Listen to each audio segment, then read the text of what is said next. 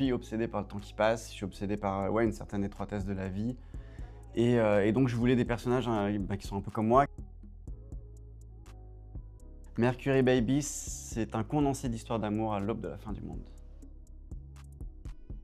Ville opposée, à mon sens, à cause de leur structure, de leur taille, des gens qui y habitent. Mais la nuit, c'est des villes qui se rejoignent pas mal parce qu'il y a la même urgence, il y a le même désir de tromper la solitude. Et donc, dans Mercury Baby, les villes se mélangent complètement.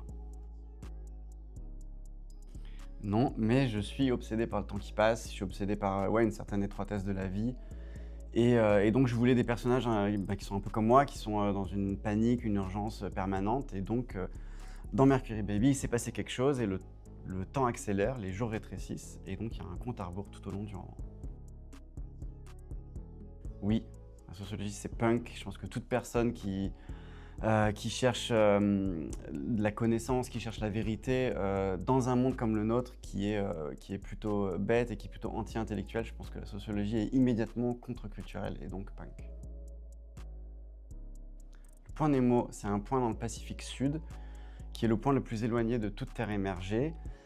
Donc c'est l'endroit le plus solitaire du monde. Et quand on est au point Nemo, les personnes les plus proches de nous sont les personnes qui sont en orbite dans la Station spatiale internationale.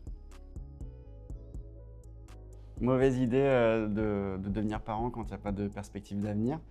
Et en même temps, c'est une belle folie, donc on verra. Ouais. Mercury Baby, c'est juste une chanson.